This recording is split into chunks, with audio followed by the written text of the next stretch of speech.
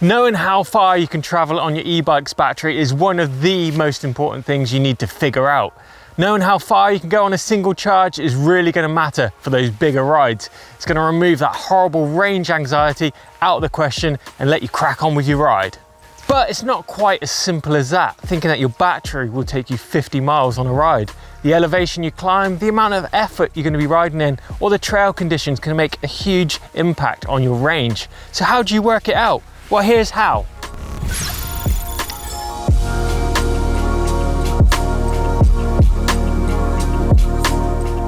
So more watt hours equals more range, right? Well, yes, if you're riding the same type of bike from the same manufacturer, say for instance a Specialized Levo with a 700 watt hour battery will go further than the 500 watt hour bike.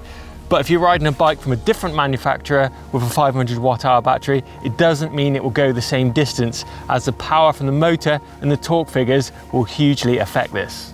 But the lines are blurred somewhat when it comes to the new school lightweight e-bikes with the smaller, less powerful motors and smaller batteries.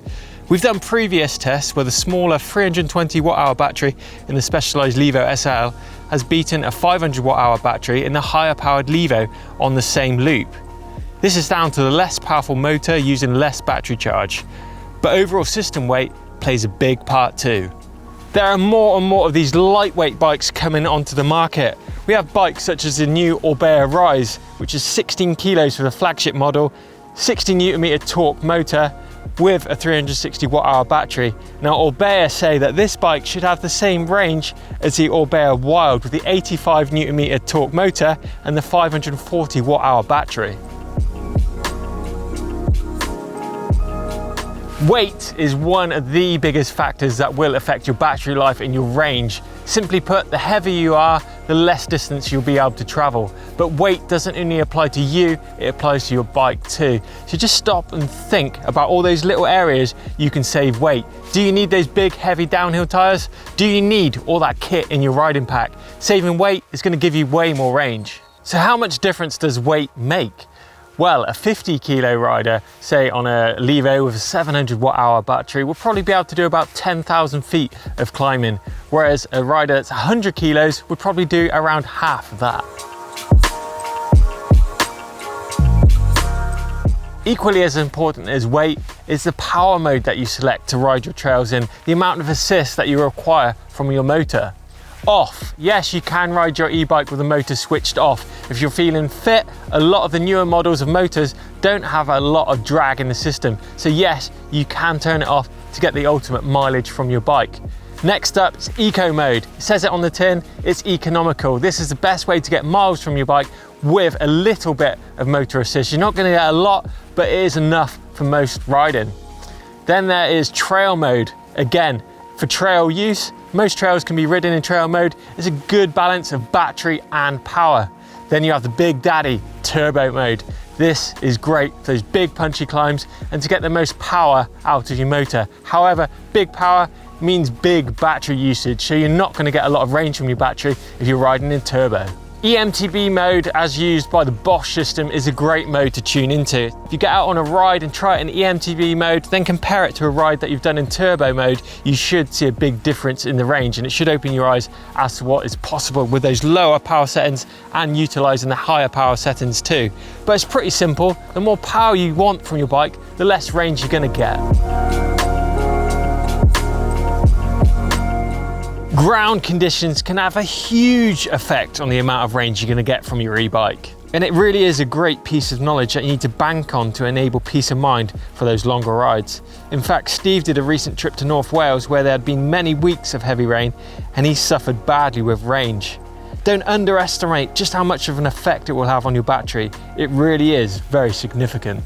Then there is riding in dry conditions. Now this will have a positive impact on your battery. You're gonna get a lot more range from your battery when the conditions are dry out on the trails. And it's not quite as simple as that though. If you're riding rough terrain versus smooth terrain, the smooth terrain, you're gonna get a lot more range too.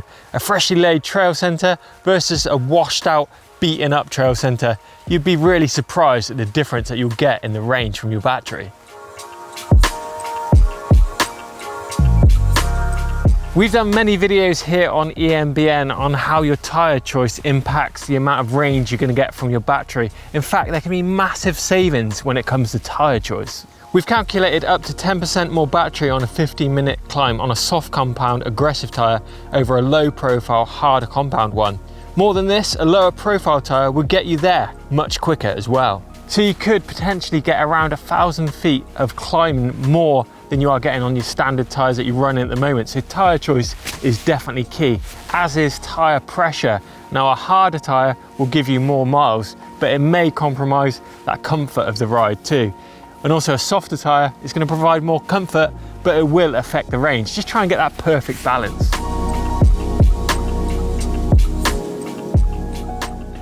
Now it goes without saying, more climbing equals less distance. Do you know how far you can ride on one battery as well as the amount of climbing? The flow of your riding will also affect how much range you're going to get from your battery.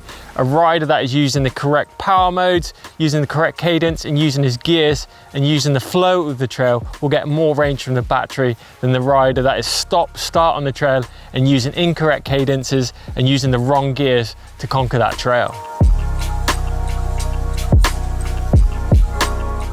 A great tool to be using for those first few rides to find out how much range you're going to get from your bike is going to be a range finder. Now Bosch, Specialized and Shimano all have these on their websites if you search for it. All you have to do is enter the bike, battery and motor details, then add your information in, and it should predict what sort of range you can get from your battery in each power mode, taking in all the factors that we've talked about today. It definitely is a great place to start, but it's an important note that it is only a start. Another thing you may want to look at is going to be apps such as Komoot and other route planning apps. These have loads of information on there from the elevation that you're going to ride and how long you're going to be out for those rides. And that is something you need to consider too when it comes to range. Most e-bikes will show how much battery they've got left on the display on the handlebars or the top tube. Now some systems will differ, for instance like the Specialized we're using today. Now this will show it with 10 different increments versus the Shimano system which only shows 5. You can get some apps that will connect to your bike to show that battery level in a lot more detail. The best way to work out your range is just to get out there on your bike, ride it in the real world conditions to see how far you can go. Use a route planner, find a route that looks possible using your range finder and go out there and ride it. Don't go crazy and just try and find like a get out route halfway round. If you drop below 50% of battery, you need to get home ASAP because riding a flat e-bike certainly isn't fun. You may find that some systems are not linear in the way that they discharge, meaning that they will dump that last half of the battery quicker than they do the first half. So if you're out for a ride and you're halfway through, it sometimes can get you in a sticky situation thinking that you've got more left in the battery than in fact you really have. So don't take it to the limits on those first few rides. You need to do test rides for turbo, trail and eco modes. For instance, if your rangefinder says a ride is possible in turbo mode for the distance, try it in trail mode mixed with turbo and see how you get on at the halfway point. This will give you a good idea of the potential range in turbo mode without getting stuck with an empty battery. Running a Garmin or another GPS that measures your mileage is a great idea. You can compare your mileage to your battery consumption. They are usually a lot more accurate in terms of mileage too. It really is trial and error to see how far your battery will take you and learning the factors that will affect it. So don't think for a moment that you can do X number of miles on one battery every single time. The other variables play a huge part in the overall potential. I like to look at my battery as a full tank of fuel and tailor my modes and riding style to maximize it. You learn from every ride and it's often better to get home with a bit extra battery left than none at all. So hopefully that's given you a little bit more information about how much range is possible from that one charge on your battery. Just remember for those first few rides, don't go pushing the limits too much. But we'd love to hear from you here on EMBN about those biggest rides you've done from one battery or the lessons you've learned from getting the maximum range possible.